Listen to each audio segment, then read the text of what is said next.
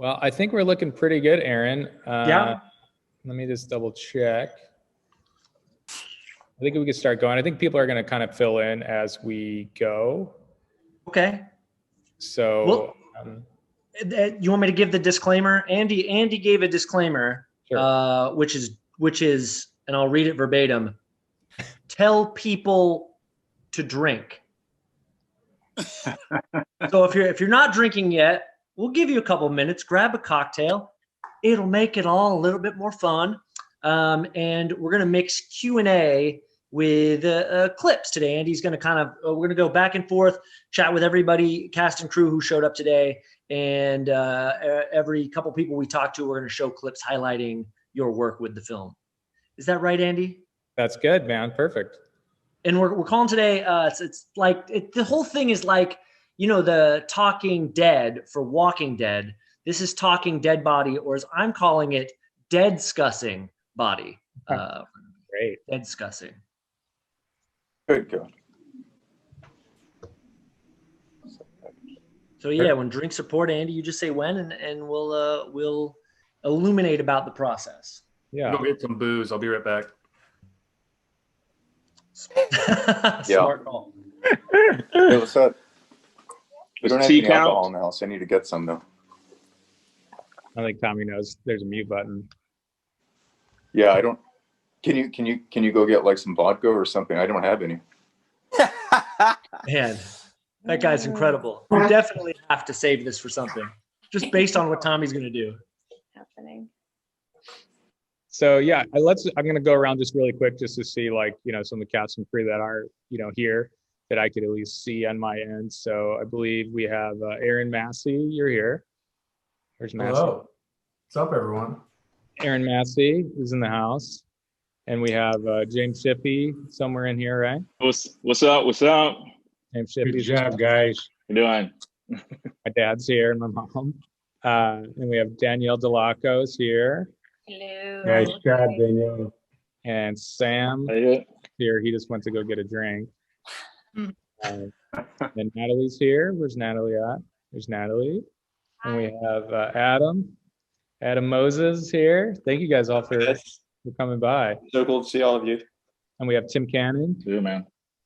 Tim Cannon's here. Hi. I don't think we have Ryan, your partner in crime. I don't think he's in. Or Ted. We have Tommy. Tommy's here. Tommy. Hey. Minus the bullet hole. And Dave Gascon. You're in here, right? What's up, guys?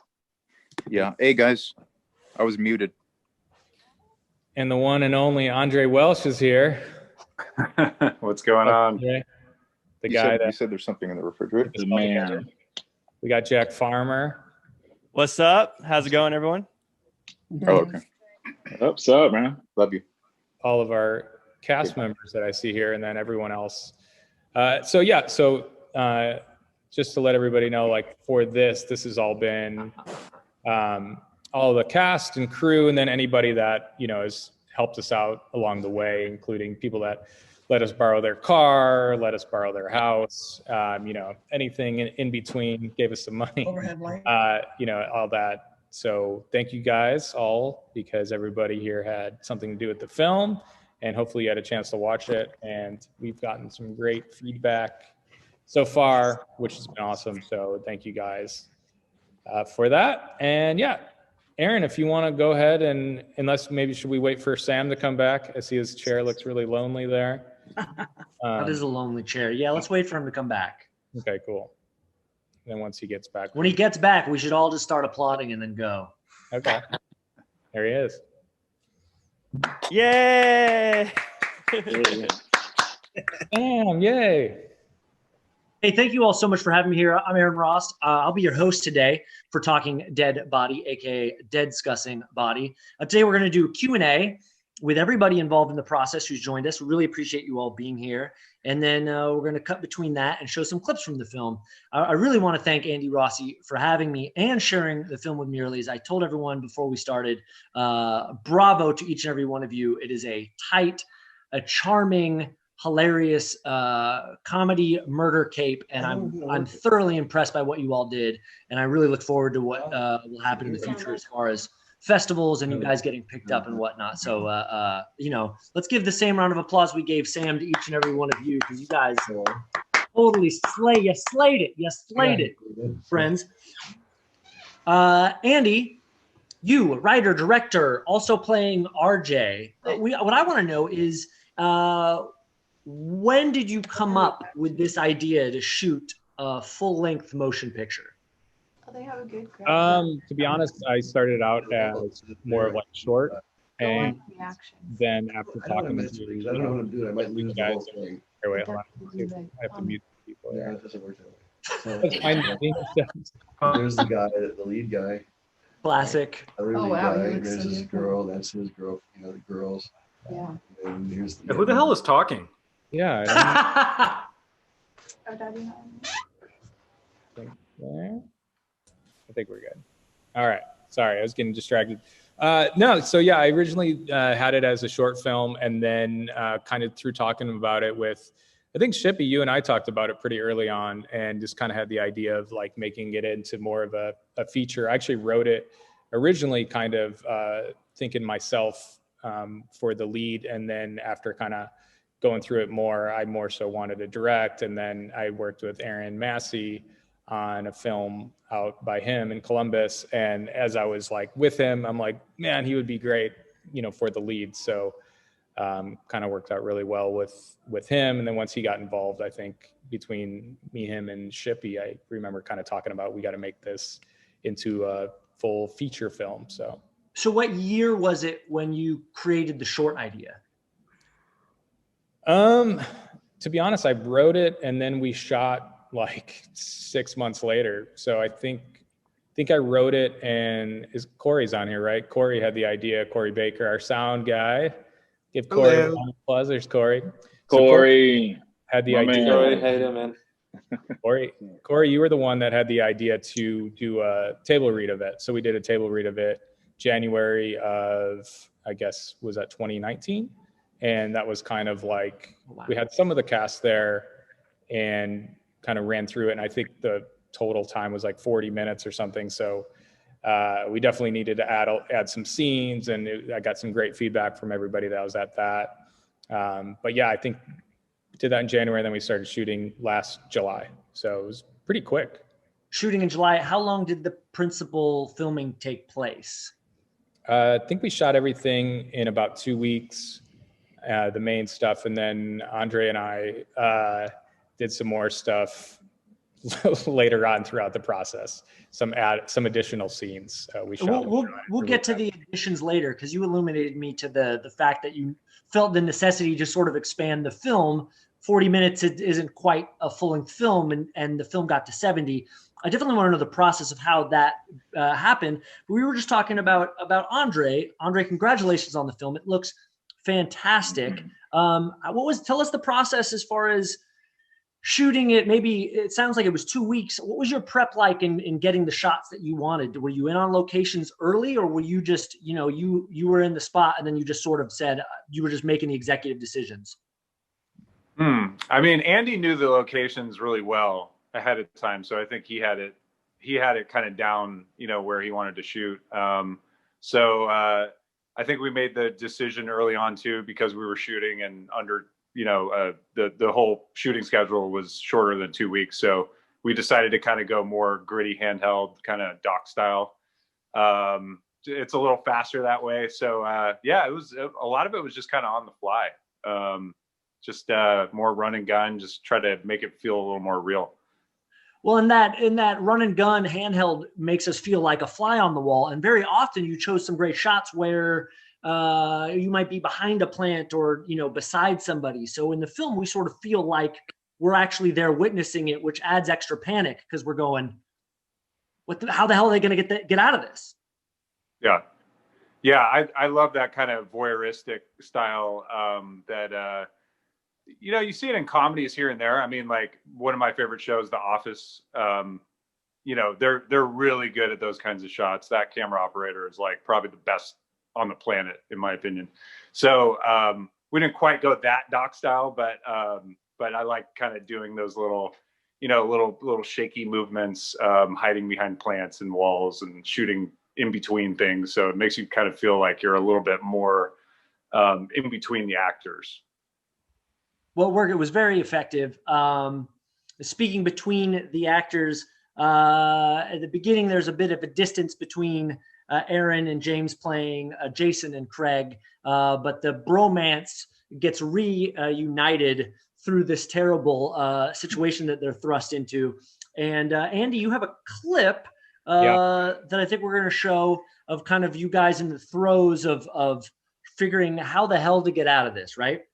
Yep. All right. See if I can get this. Well done. I love crazy maniacal pianist. They say everything's been done, but I'm not sure that phrasing or that idea of a character has been put together. Congratulations on your portrayal there, Sam, which we'll talk about in a second. But Aaron and Shippy, tell me about your relationship. How did you two didn't know each other before the film, correct?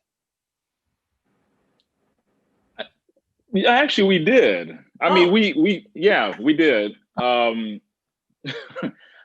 Me and Aaron met each other through the DJ company we were both working at. But I mean, we only met maybe a couple times, right, Aaron? Yeah, probably. We'd known each other for maybe under a year, but have met here and there a few times, 3, 4, maybe 5 times, briefly. Yeah. Had the two of you ever had an adventure together? You ever work a gig together? You ever go out for drinks after something? I don't think so. No. Did you two have? Did you use the time leading up to filming? Did you two find a way to bond, to sort of just get to know each other in because you were going to have this 2-week quick bromance with your characters in regards to the filming? So I'll take this. So basically, we didn't, because I was coming in from Ohio, so we didn't have any time. And James, we didn't even really, I think, did we even have like a phone conversation before I got out there? I don't even know if we did. So I don't want to pat ourselves on the back too much, but I felt like we bonded naturally. I mean, he's an easy guy to get along with, and I think we both just naturally fell into those characters and had fun with it. So it just playing off of each other, I think we just got into a rhythm, and hopefully it seemed natural. But yeah, we didn't have a lot of prep time beforehand to, go on bro dates. Yeah, I mean, all we had was that we had the table read in January. And then, like I said, we got a chance to, see each other's energy there, and, it was good. And obviously there's some more rewrites after that. But as you said, we were just kind of thrown into the fire once we, started filming for those 2 weeks. I mean, it was a lot of hours and a lot of time together. You know how it is, Norman, you get on set, you're with other people, and he's easygoing as well. And, we just had a lot of fun with it. That was the way the set was also made it kind of fun and easy to kind of, get rapport with everybody on set. Just getting the familiarity between the two of you, did that grow? Did you see it grow within the two characters as filming continued? And also, do you remember what was the first scene you two shot together?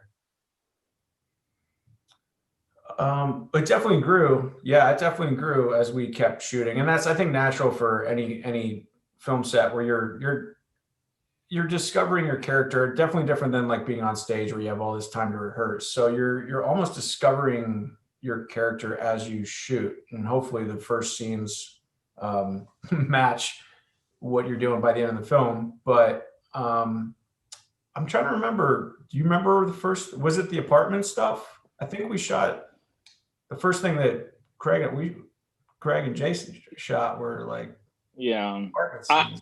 I feel like the first scene I may have shot was, I think, in the office. You guys did the office stuff first. Yeah, we did the office maybe a day before, and I think I came to shoot some apartment stuff right when you guys were having that fight. So I came and watched some of that. And then, we then started going into all that stuff when I get there and you and RJ have already hashed out your plan about our adventures we're about to take.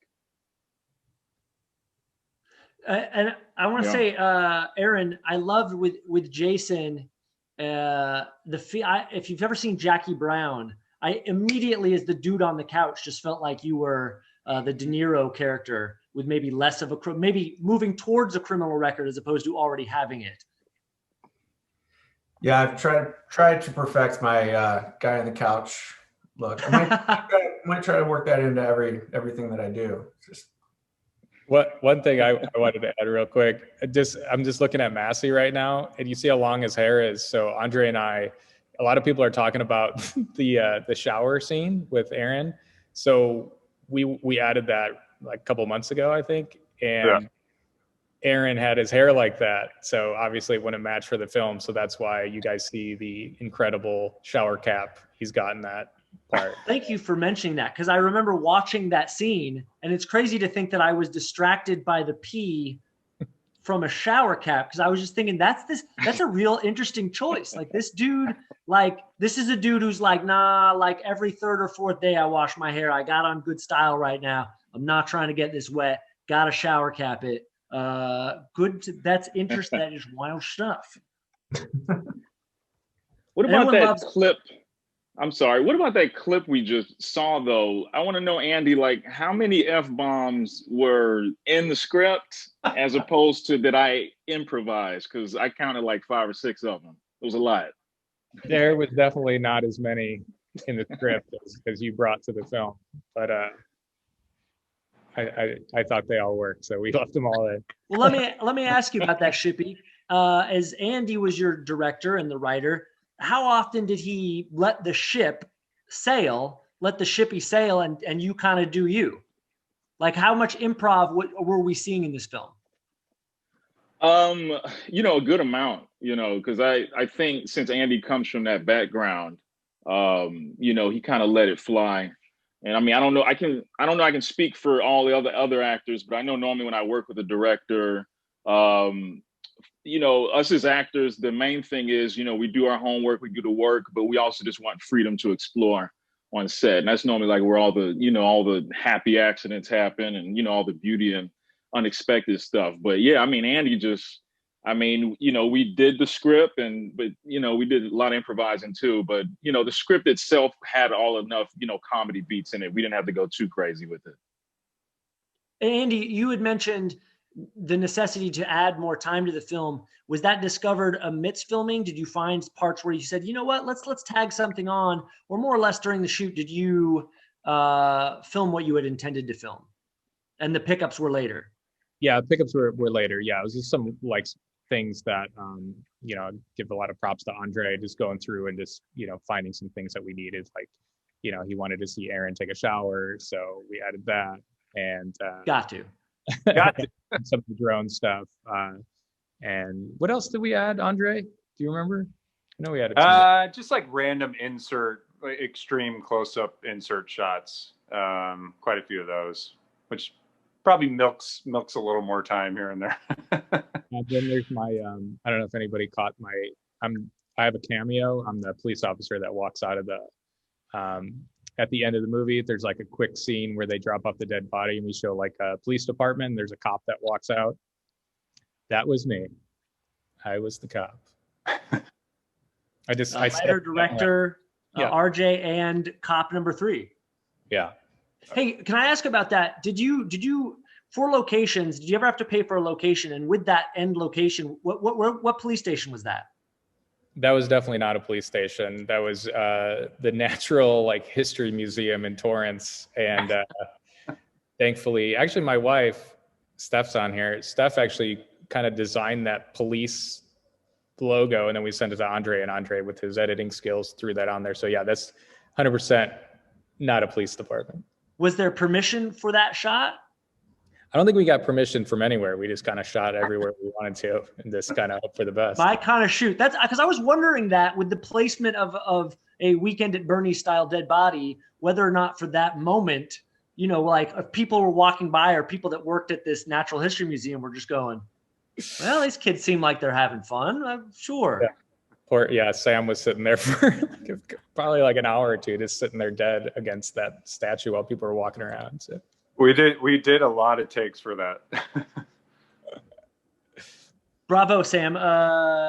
There's few that play a better dead body than you. Of course, our friend Brendan was extraordinary, and we'll get to that in a bit. But we want to, I think, Andy, we want to show a scene.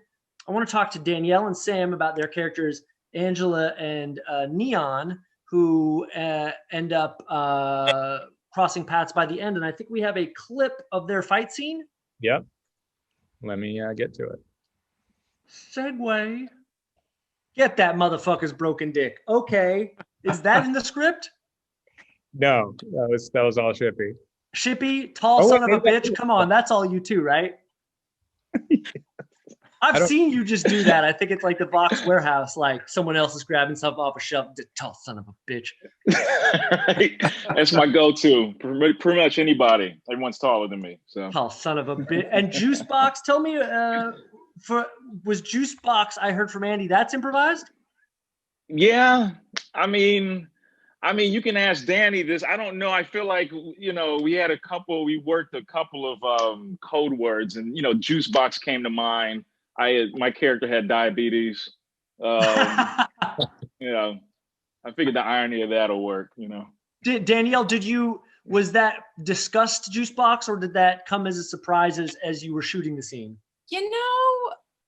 It's funny because I thought it was in the script, but James and I messed around so much. We just would go on tangents of improvising that it might have been something we made up, much like the diabetes character backstory.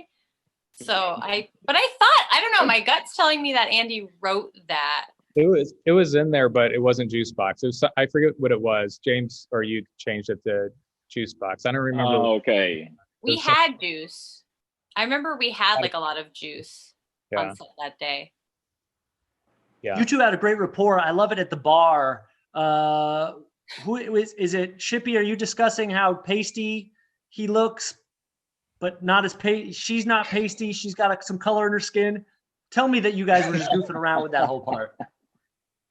Yeah, I think so. It's funny, like when we watch the movie, when you watch the finished movie, there's these lines that you watch and you're like, oh wow, I didn't know I said that, or I don't remember us filming that. So I don't even remember that line, but it was funny. It was very effective because it just often you two seemed like you had these beats of it just felt like a real relationship, so kudos to the banter that two people that have been together for a while have was very much in there. Oh, we were improvising all the time.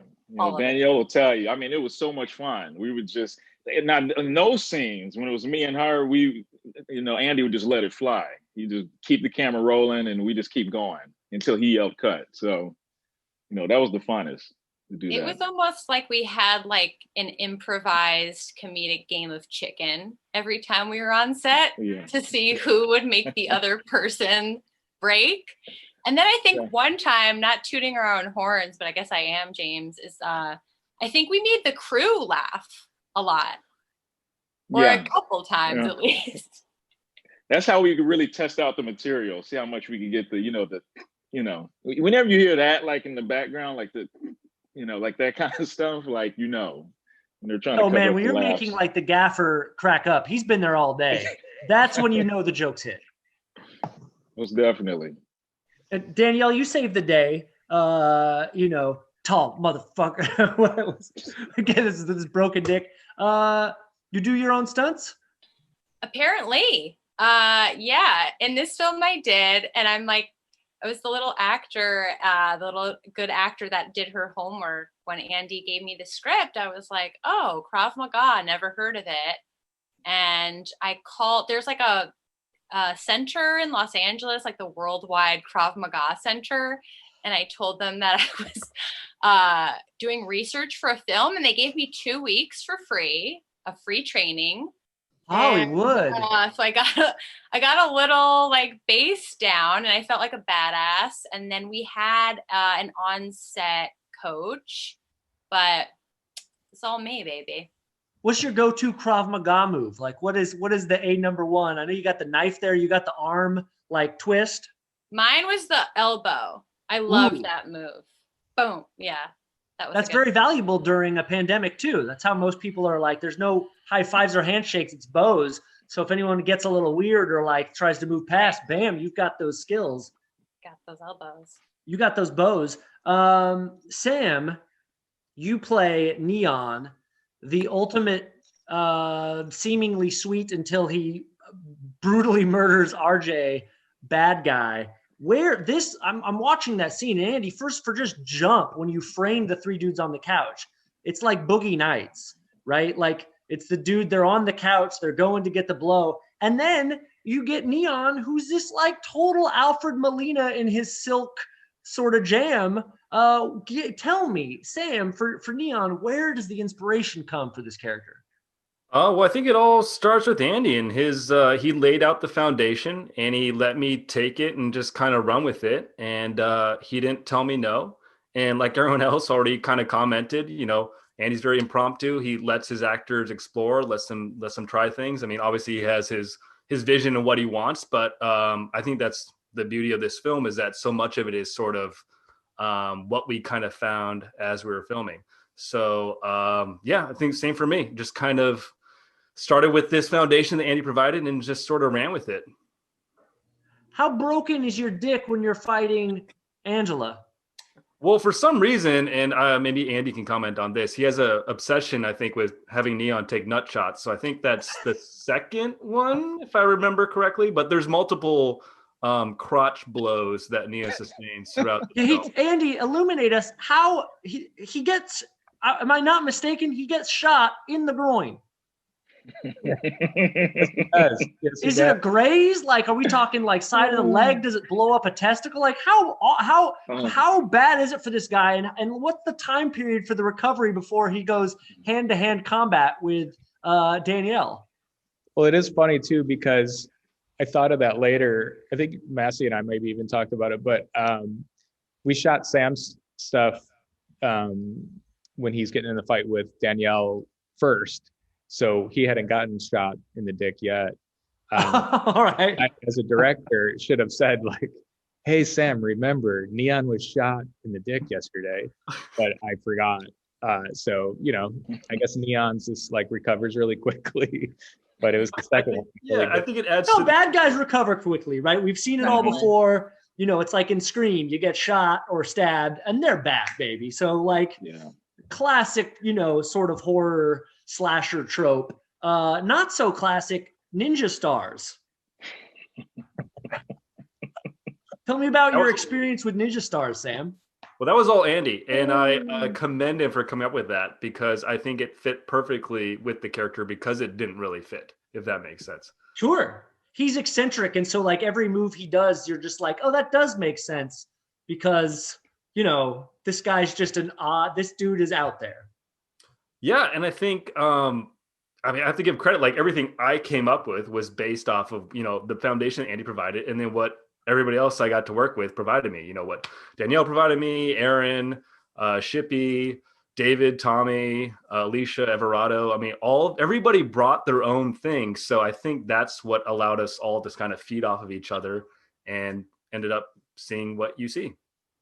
And you can really see people feeding off each other. And you love to see a film that is about something as grim as multiple murders and real evil people like Neon. And yet somehow it does seem like you're having a good time and everyone else is really having a good time with you. The characters, even themselves, amidst how terrible you are.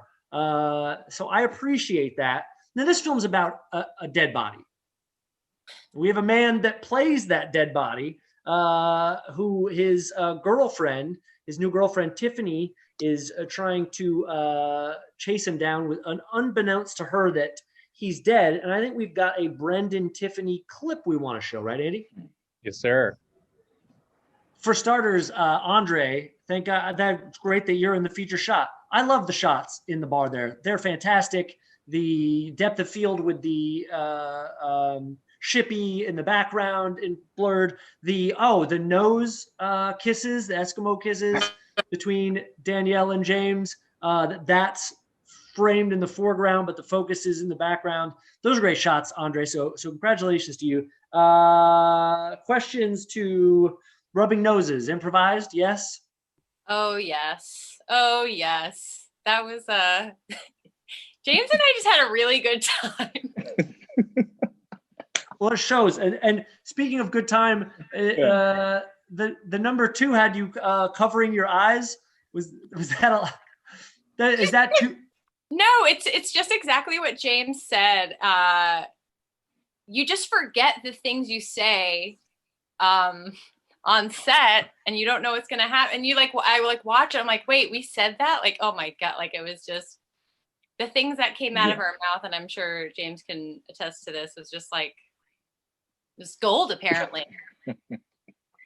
Gold, I tell you, Yeah, there's gold stuff. in them hills. Yeah. Natalie, you play Tiffany. Yeah. Tell me about the. Did you go to bars and do any hot mess studying? I mean, she's the like epitome of hot mess. Where do you tell me about how you created this hot mess? I did go to bars and create hot messes in my 20s, in my early 20s. So I pulled from my most heightened hot mess experiences and really just kind of meditated on that. It was like Natalie at her worst, but like to a 10. Do you know what I'm saying? Wow, that is it. Because I would have thought, here's someone who was people watching and was going, oh yeah. That's when like, oh, she's had a dozen drinks. She acts like, okay, yeah, I can tell I was cheating. This is you saying, no, what an actor. You took from self, you multiplied it. It was all, the hot mess was inside this whole time. Sure. I mean, of course I observe people, and that's, that's also part of it. But I kind of like channeled, myself at my darkest hours. Well, it plays great. We need her. I love Tiffany as a hot mess. And then she's with another hot mess, Brendan. As Andy sort of even described it, he played a great douche and an even better dead body. Thank you. Tell me, so I'm asking Natalie her experience, and she said it wasn't all as, it was like, and look, I was there too. I haven't played that role yet, but there's a demon waiting to be played from, early 20-something Aaron. Adam, you can't have experienced dead body. Did you? I actually spent a lot of time in a cryo chamber. No, I'm just joking. No, it was just be as still as possible. And then eventually it turned out I could be creative being still. So I had to pick the position that I was in, or like, am I going to slide off the chair here or later? And so that was kind of actually, it was fun, but also very hard not to laugh on set. So, I bet. So I think it was particularly the eyes. I can't even do like an eye flicker because you'll see it. So it was really, really hard not to laugh. And I'm just there going like, and there it is again. You weren't just dead, you were comedically dead. That's not an easy thing to do. Andy, what made you choose? Did Adam have to audition for you? Did he have to sit still with his eyes not flickering? Tell me the process in casting him. Adam, actually, my cousin might be on the Zoom call, but my younger cousin is a student at New York Film Academy, and he was doing a short film, and Adam and I were in the film together. And Adam, weren't you bit by a vampire? Yeah, I was bit by a vampire and I had to be dead for like, 30 seconds of film. And he was like, that's it. This is our guy. You already had an audition reel. Essentially. We were on set together for his, I think, nephew, right? Or cousin? My cousin, yeah. Your cousin's film. And I was one of the characters who's the other one. And at the end of that short, I get bit in the neck by a vampire. And he walks into the bathroom where I've been killed. And I'm laying there dead in the vampire season. So he must have taken note of how still I was. 30 seconds multiplied by 1,000, and then Exactly. you get the amount of time you had to be the dead body in this film. We clearly, it's like you can't not mention Weekend at Bernie's. Did you watch Bernie 1 and 2? Did you take some notes? Actually, I wanted to because I knew that was the reference, but I was on a vacation in Israel, and I came back like the day before we were shooting. So like just on the plane back at it, there was no movies other than the ones I could choose. So I was just reading the script and making notes and stuff. But it was actually really fun, and I'm really pleased I got to play a dead body because it was my first feature film, and it took off a lot of pressure I was like, I get to be in like a whole movie and just be dead. That's easy. So. And combat too. You do your own stunts. Yeah, I did my own stunts. I do a lot of stunt choreography for my own shorts and music videos and stuff like that. But so it was fun. It was good to be on set. I think there was a Matt, right? Matt was the actual stunt coordinator though. Yeah. Yes, we had Matt, and then we had Adam. Adam did help a lot with stunts as well, though. We had two gentlemen that were our police officers, and only one makes it out alive. So he gets to be in the good graces of Adam as another dead body. We got a clip of Officer Davis and Byford, Ryan and Tim, that we're going to throw to right now, and then discuss your guys' relationship in this as buddy cops. Bravo, gentlemen. Ryan and Tim, classic buddy cops. And Tim, your line about friends, that whole section has been a favorite amongst viewers. Oh, is that right? Yeah. That's all Andy. Andy's the screenwriter, the genius behind it all. That's all you. Well, we've all had that experience. There are enough, I think, millennials or Gen Zers out there that are completely unaware that Friends was on like 20 years ago, just because it's all of a sudden on Netflix. And I appreciated the daft nature of Officer Davis. I just noticed you have ankle socks. I've never seen a police officer wear ankle socks. Yeah, so Andy told me that the main characteristic of Officer Byford was to be really dumb, so I should just be myself. And so I wear ankle socks like that. And so I figured, you know what, this is pretty stupid. And I think that would go perfectly with Byford. It did. Unfortunately, he meets his demise. Do we have Ryan here? Yeah. Sure. Hey, Ryan. Do we know, is your character still alive? Yes, I believe so. Being dragged out by the two gentlemen. I assume I lived. Yeah, I think you're alive. Yeah. There you have it. If the writer-director says you're still alive, you are still alive. Well, you two did great. Tell us just about the relationship working together between the two of you. For me, working off Tim was great. It was such a contrast between, I felt, through our two characters. Now, I was very deadpan and played it real, and Tim really took it like another level. So to play off each other was fun. It was a fun day. Yeah, kudos to you, Andy. Oh, go ahead, Tim. No, it's all good. Well, I was just going to say, it's a big character in the sense of how much of a goofball he is. But Andy, like what I love is that all these people and the portrayals you all have done, while this is a big, insane movie, is they're all rooted in reality, and so I certainly appreciate that. And there's an interesting they're odd, but they're not muted, but the quirkiness of how Aaron, plays Jason, and it just with Tim, or even with Neon and Brendan, all these characters, all the way you guys portrayed all of these people that are pretty out there, is all feel rooted in reality. So kudos to all of you in that regard. We're going to go to, I think, a couple we've all seen before. We're talking Eskimo kisses earlier, and now we're going to move to, and I don't know what the clip is, but I can only imagine it's got a fair share of butt touching. This was, for me, a personal favorite, that they stuck to their guns of butt touching, even amidst a killer running in the house. They do exit that scene touching butts, right, Andy? They do. Yeah, they do. Fan-fucking-tastic. Let's see Alicia and classic butt touching. Let's get Alicia and William on. I don't know if he's on, but yeah, Alicia's here. Alicia's here. Alicia, let's talk butt touching. Well, that was Andy's idea, and he's like, "Are you guys comfortable?" And we're like, "Yeah," because it seems to be like the couple that does everything together and can't detach. So, I loved it when we went for it. Had you met your co-star before you had done this much butt touching?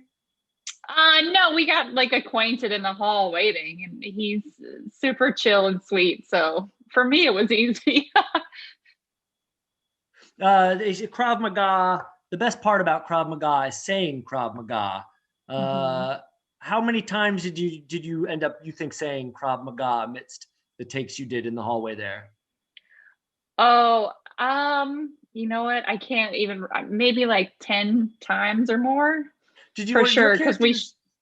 Oh, yeah. Well, your characters are learning from Angela.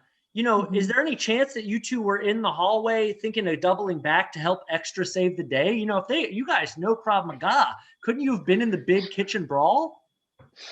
We could have, but we ran away as soon as Neon later pulled out the gun. So yeah, you guys were more or less focused on just butt touching all the way down that hallway. Yeah, and giving him his lollipop. So. Oh yeah, as with like the Friends lines, the idiosyncrasies of this film. Kudos to you, Andy. Kudos to everybody's, how you played it. The butt touching was one of the most memorable things, and in a film where there's a lot of dead people, I think that's a tribute to not only the idea but how you guys played it. Like, we believe these two. We've met those two. They live in our building, and you guys gave us a slice of them. So well done. Now, speaking of someone else that's been very memorable, and name alone was Clean Larry, right? Clean Larry has its interaction with Alan, played by producer Jack Farmer. We've got Ted Limpert, who played Clean Larry. I think we got a clip of that, and then we want to talk about how that character came to be in the film. Yum, yum. Hey, let's bring on Ted, who plays Clean Larry. Hey. Now, Ted, I heard that Clean Larry was a last-minute addition. Is this your first time acting? Yeah, it seems like it. No, I've been acting for a little while. I think Andy actually felt bad for me because hadn't been acting in a long time. I was like working at Target, living under a bridge, and he's like, let me throw this guy a softball, and. It's not easy to play Clean Larry. But the name alone requires one to make sure that they nail it. Where does this character come for you? Because the thing is, we don't really know or understand why he's there and what he does. How much of the backstory of why this man sells cleaning products behind, I don't know, whatever, in an alleyway, did you come up with? I mean, every man has to find his niche in the world. A business that suits him and has an audience, and I think the characters all. I mean, it's all from Andy. Andy, this whole thing, I'm just so amazed by that. He made this friggin' movie and asked me to be in it, but I think he, we had been doing some work together, and he just thought maybe he could fit me in somehow, and so he just birthed a totally new character. How much time did you have from the birthing that Andy did till? No, not much. He said, put on some sweatpants and meet me in a back alley, and I was like, I'm there, man. When Andy Rossi says sweatpant up and meet me in an alley, yeah, he's like, it's gonna be in El Segundo, so get in your, be ready for a drive. But it was awesome. I was, I love Andy to death, and I was like, chance to get to work with him. Where are you or Clean Larry from? Because what's the Alan? I mean, come on, where does that delivery come from? We're all dying. I just love the name Alan. I think that's I don't even know if that's an accent. I think Clean Larry comes from a lot of places. Okay, I mean, he's a man of the world, obviously. Maybe not, maybe a small world, sure, but a world nonetheless. He's been probably to different parts of Southern California, maybe even Mexico and Utah. He I don't know. spends time in Mexico. There's not a question about that. For sure, for sure. Where I mean, else where did does he he get get all the this stuff Jesus from? It's can? obviously, yeah. It's obviously from different places, but off of container ships and what have you. Yeah. I want to know between you, Ted and Andy, when I hear Clean Larry and we go to the alley, I'm expecting like the wolf from Pulp Fiction. I'm expecting a cleaner, and then he's literally a man that has cleaning products. What? Also, what kind of living does this man make only selling cleaning products? And why does he have to do it on the side? What's his regular clientele? I have so many questions about Clean Larry. I don't like to talk finances. Clean Larry likes to keep it tight, keep the situation close to the chest, but, he makes enough. I don't know, I mean, everybody needs to clean something. I mean, that's the thing, and some people wear a suit and a tie to do it, and some people just, get it done the old fashioned way. Sweatpants Andy, is there an idea like they have to go to this guy in the alleyway? Does Clean Larry know it's a shady thing, and so he upsells because it's like, yeah, you can't go into a drugstore the way you look or with blood splatter. I got you out back. Why? I have so many Clean Larry questions. Yeah, well, I think Aaron Massey's still on the Zoom. Aaron Massey kind of came up with this idea. So we essentially were going to shoot at the Bed Bath & Beyond. And that was like the original thing. They went to the Bed Bath & Beyond and got these cleaning products and like all the other stuff that they get. And then shooting at the Bed Bath & Beyond for like no budget is impossible. So we were trying to think of a way for them to find cleaning products. And Aaron Massey, I think it was you, if I'm not mistaken, that said they should go in like an alley and get some cleaning products. And then somehow I came up with the name Clean Larry. And then Ted's right. I was trying to figure out a way to get Ted into the film somehow. Sympathy role.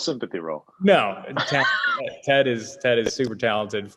Him and I were at the Groundlings together, and just such a great character. So I'm like, I got to get Ted in there somehow. And once we thought of like this guy in an alley, I'm like, oh yeah, Ted is going to nail this. So it's great. And I'm glad that there aren't answers to this, but that's what's going through my head the entire time watching. I just have a laundry list aside from being the guy doing the Q&A of Talking Dead Body. Is just like, what, why does he do this? What is it? How, what? I loved everything about it. I loved your performance of it. So thanks for cleaning things up there, Ted. Of course. Clean Larry can help you with your laundry list. Just keep that in mind. Just to add one thing, Jack Farber's on the call too. So Jack, kind of similar, that scene just came like last minute. So I needed someone to be like the customer for it. And Jack showed up in like a really nice shirt and tie. And he said, is this good? And I go, that's absolutely perfect. I don't know why it just made me laugh so hard that this guy in a nice shirt and tie is like in the alleyway. It is perfect because it adds more mystery to like why a man that well put together would go to Clean Larry. And also I have to catch so much shit from Clean Larry because clearly the power dynamic has Larry way ahead of Alan. Yeah, it was this was my first time ever being in a show, acting at all. So it was a really fun opportunity. I thought I went into it with this idea that I was going to try to be someone that would usually complain to someone if they were at like a Starbucks or at a restaurant or anything like that. But with Clean Larry, he's the kind of guy that either can't argue because of that power dynamic or just doesn't want to get his hands dirty with someone as dirty as Clean Larry. So I wanted to be that frustrated guy, but clearly there's not much about it. But it was fun. I'd seen Ted at the Groundlings, and I knew he was a big character. So it was fun to get to just sort of stay out of his way as much as possible for the little amount of time I got to be in it.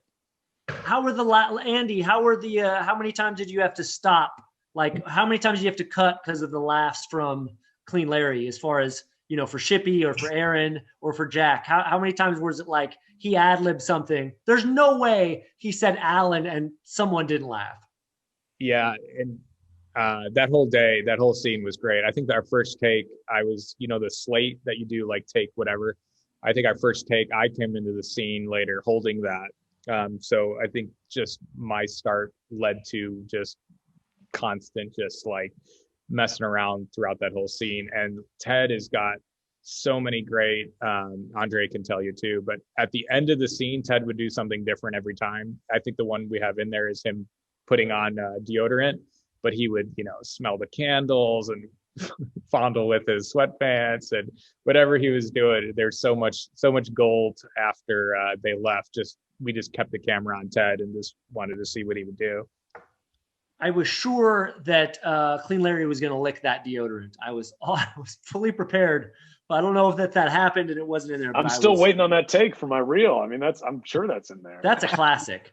From goofballs like Clean Larry to Goons, we got to get to Goons. Tommy and Dave play Oz and Vincent, and you can't be a bad guy like Neon if you don't have henchmen goons. And we've got a clip here we're going to play showcasing Oz and Vincent. Tommy and Dave, you both have, we have Dave and Tommy here. I know we have Tommy here because he did a tight 5 to open up tonight's Q&A. Yeah, they're both here. Tommy's listed as iPad. No, both have close relationships with you. Tommy being Andy's brother-in-law, who I know from many a good times at my late night talk show that we did at El Cid, where sometimes Tommy was a credited and uncredited character. And then Dave, friends with Andy from high school. I want to ask, we've got an accent for Tommy. Tommy, what's our nationality? Are we Russian? Yeah, I think that's what I tried to do. I don't know if it came across that way, but definitely tried to sound Russian.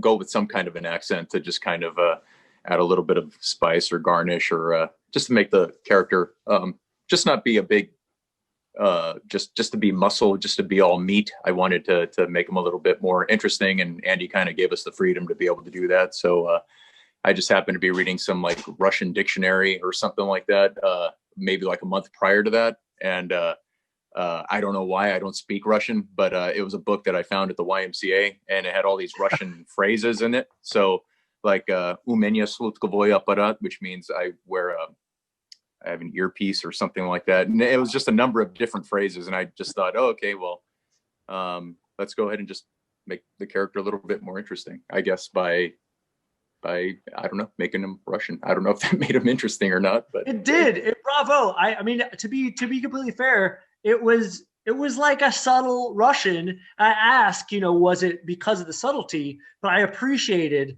the subtlety of that accent. Yeah. It seemed to work so well with this like flamboyant shirt wearing, sunglassed, 5 o'clock shadow sort of dude.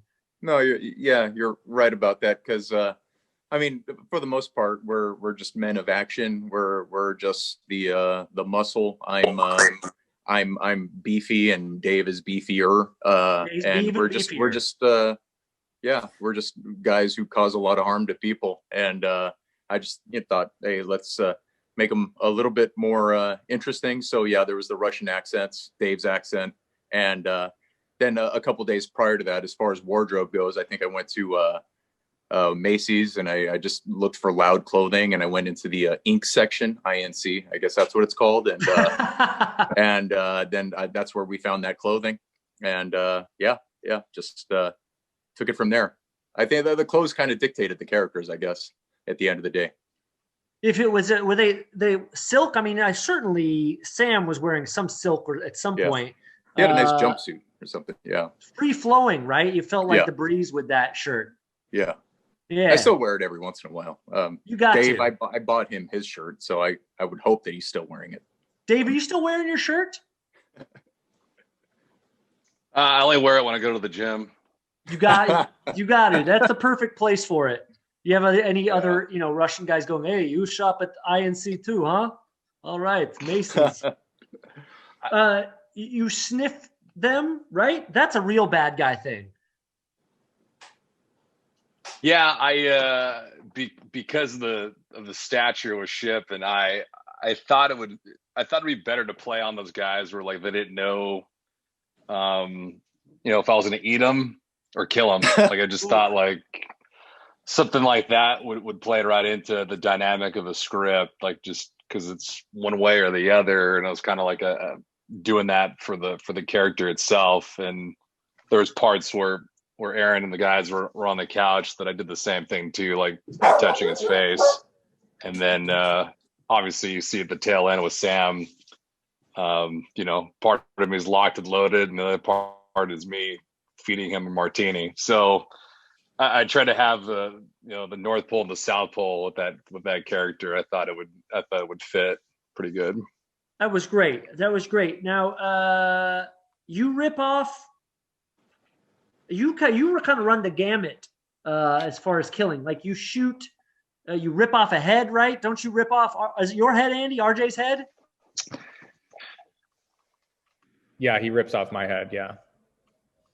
Yeah, rip it off in the beginning when the cops are there, and then we do a couple takes with Adam on my shoulder walking into the house. I think Tommy's shirt got the gist of that sweat because Adam's not like 140 pounds or 150 pounds, so it was like a day of doing deadlifts with him on my shoulder. He's a decent sized man. Yeah, it was. It played right into it though, because literally dead weight, and it was fun to actually have that scene carried out. Yeah, he's a heavy guy. You're sniffing, but Sam is Neon. Did you lick a head, right? Yeah, I guess I'm a little iron deficient, so I was hoping to get some iron from elsewhere. Oh, good call. Smart. As an actor, you've got to get as much as you can from set. If it's not on craft services, maybe you get it from the head. Yeah, long hours. It's important to keep your nutrients. Got to keep the stamina up. Yeah, totally. You've got to keep that stamina up.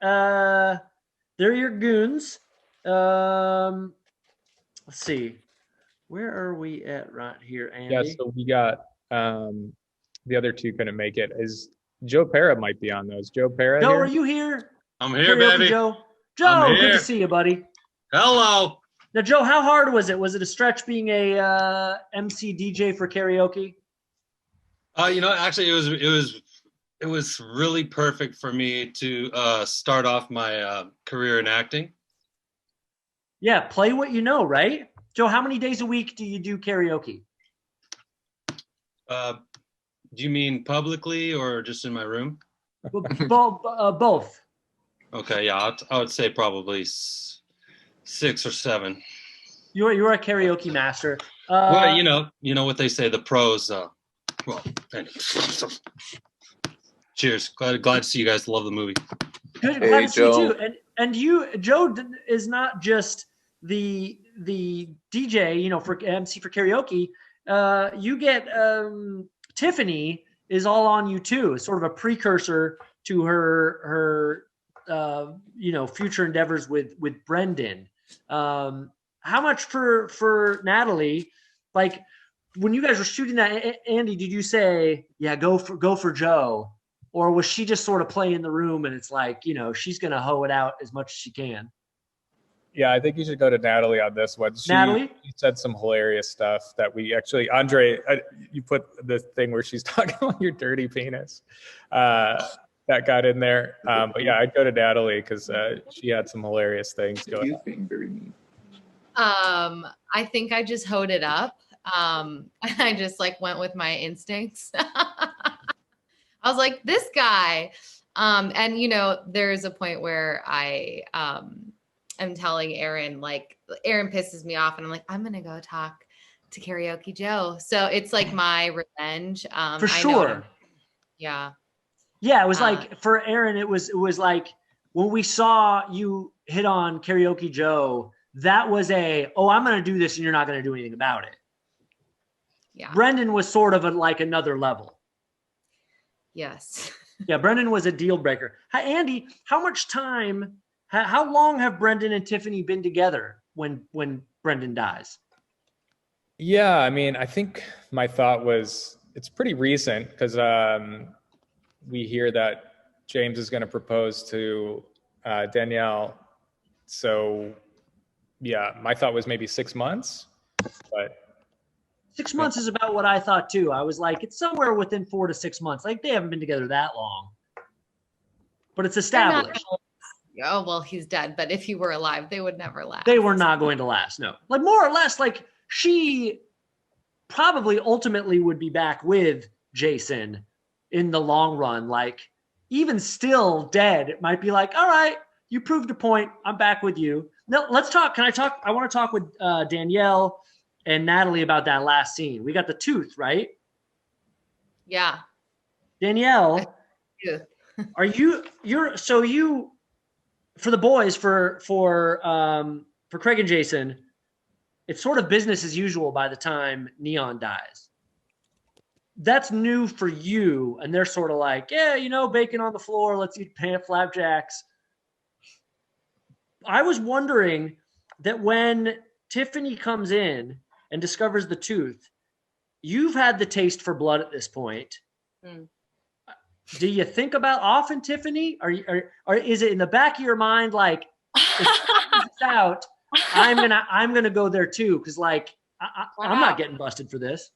Wow. I mean, on a human level, the character does not like, Angela doesn't like Tiffany. I think she kind of just put up with her because she was her fiance, boyfriend's, best friend's person. But I don't think that those characters were simpatico. So when I see her in the peephole, I'm just kind of like, fuck, like, I don't want to deal with this person. And I've had obviously a day. And Andy, it's funny, Andy, like, I don't think that scene was written, and Andy was like, just improv it. And Andy and I come from Groundlings, so we're like, I was like, yeah. And then I just ended up not saying anything almost the whole scene. But I don't think I was gonna kill her. I just think that just didn't want her. Maybe like a Krav move, but not a kill. Really, you might have cropped her. But there's the champagne bottle. Isn't there the prospect that you might pop her over the head with that? No. Right? I just kind of, yeah. I Natalie's saying there's a bit of doubt there. No, I wouldn't know. Angela wouldn't do that. No, you sure? Well, no. Unless she was a threat, but she wasn't a threat. She was just annoying. But she found the tooth. I mean, if she implicates you in murder, is she not? No. Well, that's interesting because I don't know about that yet. Or unless they like told me. Oh yeah, touche. Thank you, Andy. She's not aware that that Brendan's dead. Not yet. Not yet. There's just this one bad guy dead in the house. Little explanation. Was that a bonding? That was a like sexy time bonding moment for you and Craig, correct? I mean, like, are you pretty hot by this? Who's hotter, you or Craig by that? Because you saved his ass. I think he is. I don't know. I want to talk for James, but he was my cheerleader during that. He was. Yeah, that's right. Tall motherfucker with a broken dick. It also seemed like he was a little turned on by himself for killing Neon. So I think definitely James was like, yes. But he did kill him ultimately with the knife. So that's true. So you both were saving each other. So you guys were like as soon as I think it was equal. Yeah, I think it was equal turning on. She saw her man, do something very masculine by killing a bad guy. And she's like, okay, I'm feeling this.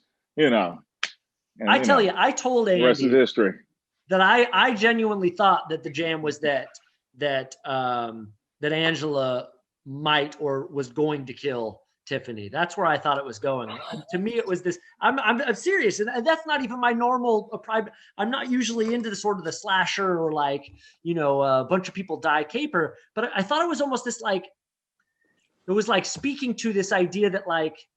It's unfathomable to kill someone, but once you get in that space and all of a sudden it's starting to become routine, that you were in a routine clearly for Jason and Craig, once the like second guy's dead, it's like, we've been here before, baby. Don't worry about it. So I thought that was interesting, Andy. I'll give you credit as she's coming in. You know what? And I'm just an audience member, so that just that maybe it speaks to how terrible I am, or also like what the audience is giving. It's always harder when you're on the inside, right? And the script says how it is, but the audience is going to find their own meaning, or especially with the like, as it's sort of cliffhangered there for us. Mr. Rossi. Yeah. Well, definitely is a cliffhanger.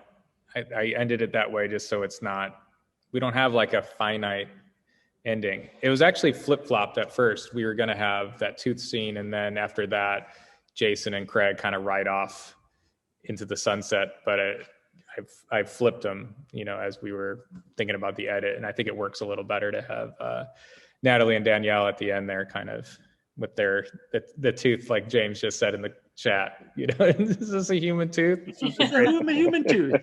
And I love that it's not just the boys running off into the sunset, that there's almost a trio of them. They're now all in this world. And I love this about Danielle, how you played Angela, because, and I almost didn't understand at first the relationship for Craig and Jason, because normally you don't see the girlfriend being so nice to the bum on the couch. There was a little bit of passive aggressiveness mixed in with warmth. I think. But she's forgiving. Yeah, I think she knows he's going through. She was there for the affair and the discovery of the affair, and she loves Craig, and Craig loves Aaron. So it's just this lovely not a throuple, but like trio. Like not a throuple, but the dead body parentheses, not a throuple. Yeah, I wanted to make sure I wasn't playing like a stereotypical, like, I'm the fiance and I want time with my man. I wanted to make it more realistic and or not so much of a stereotype. Well, and that plays well, because the fact that she doesn't hate Jason, and that she has an understanding for their relationship, makes the death of Neon, and that she doesn't flip out about it kind of makes a little more sense. She's like a more understanding about their BS. She's more understanding about Jason coming in with a cut under his eye and needing to shower, the fact that they may or may not have been both jumping in the shower together, et cetera, et cetera. She's understanding. Yeah, I really needed to make her three-dimensional and not so black and white, just like how any actor wants to approach a role, just kind of reacting to what she's given in the given circumstances with the relationships she has with each of these characters. And I think that they definitely always had a bromance, and she knew that, and she knows they get into weird things, and now he's here, and it's one of those things where you're with somebody for so long and they're friends, and you're just like, all right, I guess I'll all right, back to my show. Like, it's not that new to her. Well, kudos to the actor for adding the third dimension. We opened with a clip where both Craig and Jason are out in the brush, and shit has hit the fan. And Aaron, you're so appreciative of being back in the adventures. I am. Yeah. Should we discuss that? Yeah. Well, to me, and I'm glad. I mean, obviously Andy shows that scene for a reason. That was like, it's so defined the relationship for the two of you, that despite all the death, it was like, man, we're back. The gang's back together. The bromance lives on. This guy just wants his homie. It's all he's got. It's all he's got left. His girl's out of there. He's got nothing left. So he loves the action, whatever it takes to get his homie back with him. So I don't think he's planning on leaving that couch for a long time. Yeah, he's going to be there for a while. Yeah. If even just for added security at this point, I think that both Angela and Craig would be happy to have you around, despite the fact that you started this chain reaction of dead bodies. They may need an extra person that's intermediary between their bedroom in case someone else comes knocking on the door. Yeah. Although generally, I mean, if the theme holds. I was in the bathroom the entire time that fight was happening. So yeah, that's true. Not super reliable for being extra security. But you never know what could happen in the future. Dead body 2, Andy? See what happens. It could start with Tiffany hitting the deck there via champagne bottle. I'm just saying. No, that was not. I love how much you love your own character and how good she is that you won't turn her. No, because now I'm thinking of you. You got in my brain, and I'm like, no, that was a moment of camaraderie, where I'm like, you know what? I don't know what that tooth is about. I've been thinking about this. I don't know what that tooth is about, and I give her the bottle. Like, you're in on this too. Like, she's a part of it. To be fair, that's what I felt it too in the moment. Like, well, okay, I have to drink. Like, what's going on? I feel like she's about to like tell me something. So she's like, drink first. Yeah. Andy, we thank you to everyone, to all the cast and crew that are here, and to all those that were contributors and are just family and friends. Andy, would you like to open it up to some of the Zoom guests that may have questions for anybody involved in the production? Yeah, you know what I'm going to do? I'm going to do one more video, and then we can open it up for maybe like 2 or 3 questions from, anybody, including cast, crew, whoever wants to ask anybody a question about anything. But I have like a little video first, so. Oh, sure, why not?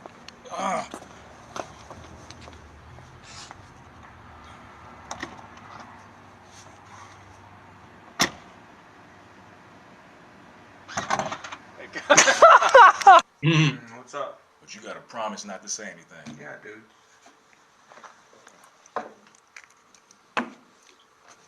I'm gonna pop the question tomorrow. Oh, what? I'm gonna propose, man. It's great, man. Oh.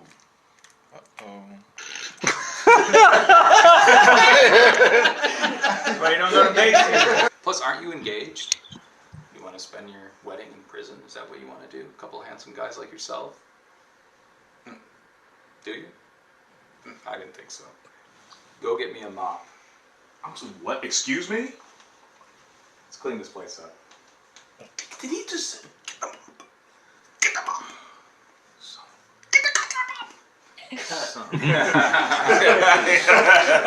give me a mop. Excuse me? Go get me a mop. Get yourself a mop, bitch. It's in the closet.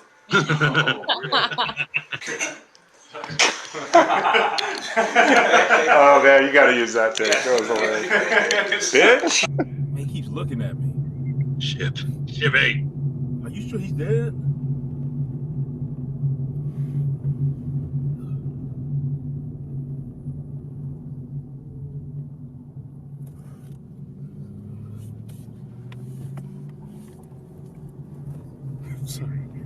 That was pretty Holy funny. shit, he's alive!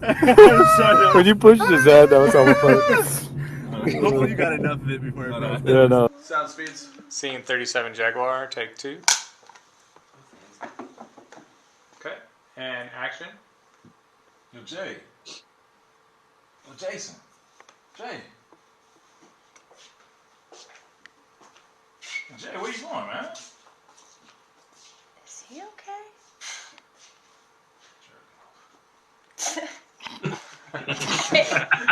What did you say? Jerk. Listen, you can do a solo number. I can. I mean, you have any suggestions? Or? How do you feel about Celine Dion? I love it. Really? Yeah. I thought you were going to say no. No, I thought about it, but I like Celine Dion because you like Celine Dion. Oh, you're so sweet. How about this? How does this look?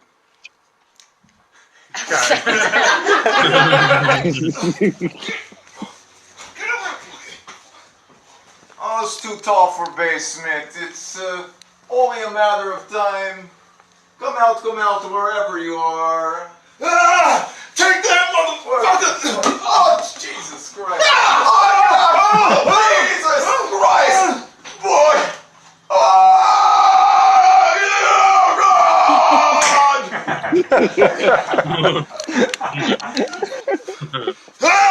Take that, you motherfucker! Are you serious? Ah! Oh, shit!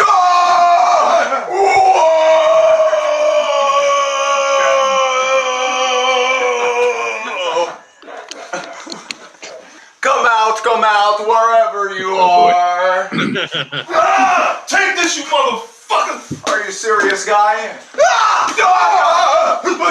Jeremy!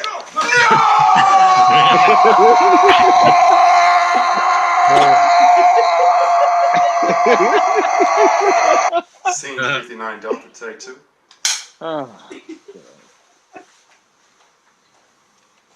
Action.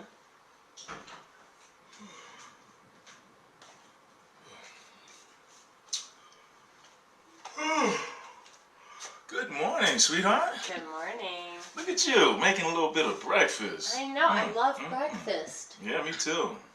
I made you some pancakes, Yeah. bacon, eggs, bagels. Do you want juice or coffee? Y'all take the coffee. All right. Yeah. Decaf? Decaf. You know me. I got Jittery. Yeah, jittery. Very High blood pressure. Uh, Runs in the family, you know. Oh, I know. It's a black thing. Yeah, I'll take some of that coffee. Oh, okay. Come on. 3, 2, 1.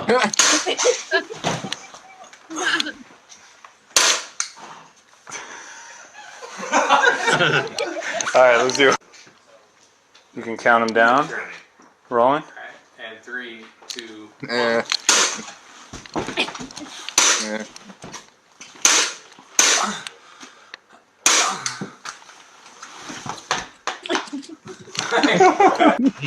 Speeding and action.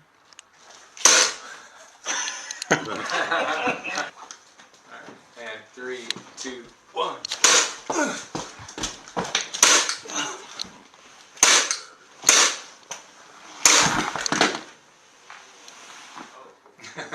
That was pretty good. Should go down. Yeah, I think maybe hit and then kind of fall. Yeah, try one more time. And 3, 2, 1.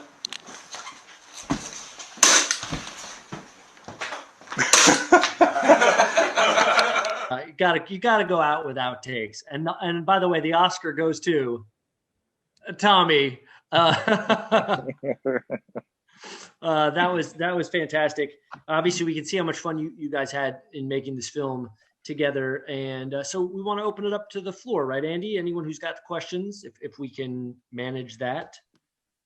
Yeah, just a couple questions. If anybody wants to ask anybody anything, any cast want to ask cast anything, crew, anybody. So I got some family members here. I got some friends here. You know, whoever. If anybody has anything, let's just do a couple questions. Then I think we could call it a day. I got a question.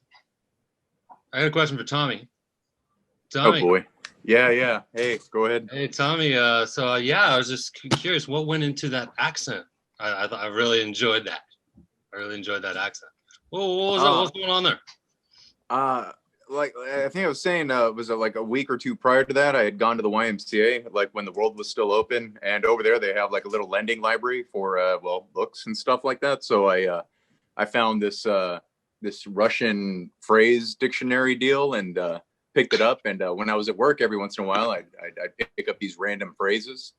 And when we were on set that day, we were just reading random lines from it. And prior to that, actually 2 days prior to that, I should say, I just kind of, like I said, I wanted to add a little bit of flavor to the character. So I kind of tossed around with Andy and Dave and said, hey, okay, let's make them Russian. Yeah, you know, because we don't have like a lot of lines or anything like that. So just to kind of make the characters a little bit more interesting, kind of went in that direction. And I don't know if, like I said earlier too, once again, keep saying the same thing over and over again, but either way, I don't know if the accent was good or not. I'm not really an actor. I'm more of a trained SEAL, but yeah, but I thought it was okay. I don't know. You did great. It's hard to tell. I'm super biased, but for the moment I saw, I'm like, oh, Tommy, yeah. And then you're all too much talking. Yeah. I got one more question for Andy. Andy Rossi. Go for it. Yeah, Andy. Who is that guy, Clean Larry? Oh yeah. So Joe, you weren't there that day when we shot. Where is Ted still here? I'm trying to see if he's here. Ted, are you here? Yeah, I'm here. Sorry. Yeah. Hey, there Just you go. cleaning. I'm just doing some cleaning. Yeah. That's me. Clean Larry is me. I mean, I Ted is actually my pseudonym. So Larry Limpert. So I got a question. Tim Cannon. Since we got Clean Larry here, I got a question for Clean Larry. Your character seems like somebody who's pretty worldly and has a lot of life experience. I was wondering which of the products that you sell is your favorite. The Jesus candle, honestly, just lights up a room. Scent, aroma, all just everything. That's the yeah. Those are good candles. That's the one. That makes sense. Yeah. Thank you. A votive candle. Thank you. Thanks for the question. See my dad waving. Dad, just unmute yourself. Mute myself. There we go. I thought the three main characters, Danielle and Craig and Aaron, James, were fantastic together. And one of those little scenes that made me chuckle was Neon laying on the floor in the hallway, waiting to go in the apartment. Didn't make much sense that he's laying there, but it made me laugh. So I was just wondering about that scene. Yeah, I don't think Sam's on. Is Sam still on? I think he left. Okay. I think that was Andre that did, actually. Andre, was that? I think that was you that had it. Yeah, we may have said like, would it be funny if we did like a Matrix kind of thing where it's just like, we ended up. That's pretty. We did have a few takes where he didn't do it, I think, but we went with the Matrix. I'll add one kind of fun fact too. That's Andre playing the piano during it's supposed to be Neon playing the piano. That was actually Andre.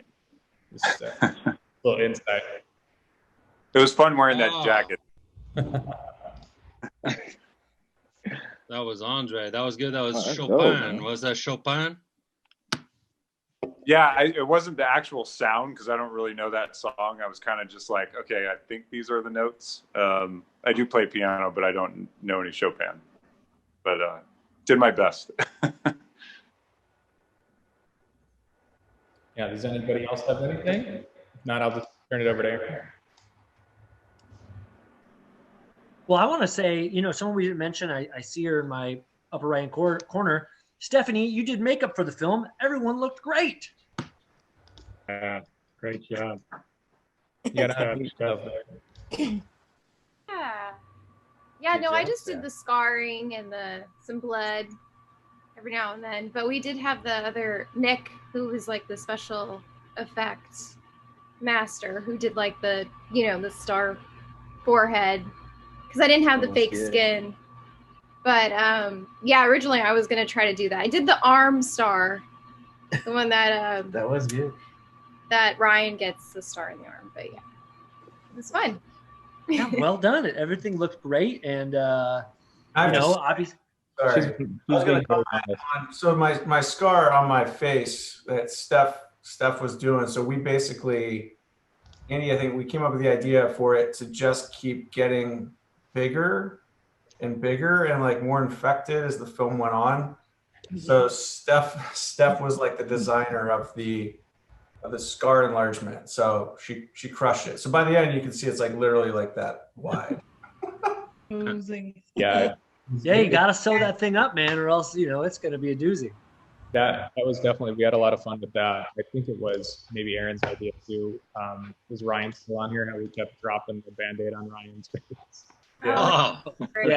Yeah. Sorry, buddy. Maybe that's what takes me out at the end. The infected Yeah, you Band-Aid. actually catch something from that whole thing, and that's your ultimate undoing. Well, Andy, congratulations. It's really my pleasure to be here with all of you. It's rare that you get to watch a film and then 3 days later you get to talk to the entire cast and crew, ask every question, and get to know the personalities and the methods behind everything. So sincerest congratulations to each and every one of you who worked on this film. I've known Andy for the last couple of years, and I've been able to collaborate comedically. And that's the first thing I texted him was how thoroughly impressed I was. And I look forward to all the success you have on the festival circuit. And I know someone will be picking this up to put it out for mass consumption. It says, because it's needed. This is the kind of dead body that we need at this moment. Yeah. Good job, Andy. Good job. Yeah, good job, man. Good job, Seriously. everybody. Yeah. Andy. Andy, we wanted to do. We talked about this a long time ago in doing this live, and obviously this is different. These are different times this year. And while it would have been great to all be in the same space together, at least we didn't have to wear pants. So. Yeah, and I had that going for us. I do want to say, obviously, thank you to everybody that was in the film. Was a good friend of mine, or we worked on a project, or we were in a class, or we were friends somehow. So it was really great to work with friends and the crew as well. Corey, I think you're still on the call. Corey's basically been my sound man on just about everything I've done. So thank you, Corey. And then definitely Andre is definitely behind this film just as much as I am. He shot it, and I kind of just gave him free rein to be Andre, and he did an amazing job. And then Massey and I were talking like, who's going to edit this thing? And then we were like, well, I think we're going to ask Andre. And then Andre, it's like, hey, who's going to edit this thing? And I'm like, well, I'm glad you asked, because we'd like you to edit it. And he's got a lot going on with his own film, and he put time to edit this, and he's done such a great job. So Andre, thanks so much, my friend. Well, thank you. It was fun to edit. I love editing comedy because my film is so dark. So switching over to like improv and doing like, you shot me in the dick and all that kind of stuff. I can watch those clips a lot more often than a drama or something darker. So yeah. Nice. So yeah, Aaron, I don't know if you want to take us away, but yeah, thank you everybody for coming on. Got my family members, my wife's on here. Good job, guys. Really good job. Everybody in the movie were great. Thank you. Good job. Everyone was great. Yeah. Massey, Shippy. Thanks, guys. It's awesome to see everyone. Massey, it was fun. It was fun watching Massey and Shippy. You guys have gone being besties. That was super fun. Yeah, man. Fabulous. Brothers from another mother, man. That's what we were. So. See you, DJ Joe. All right. Thank you, guys. Yeah, man. All right, y'all. Thank Great you. night. Miss y'all. Bye. All right. Yeah, miss y'all Bye, too, guys. man. Good job. Claudia, man. Good night. Quiet. Bye. Monster. Good night, everyone. All right. See y'all. All right. Everybody. Guys.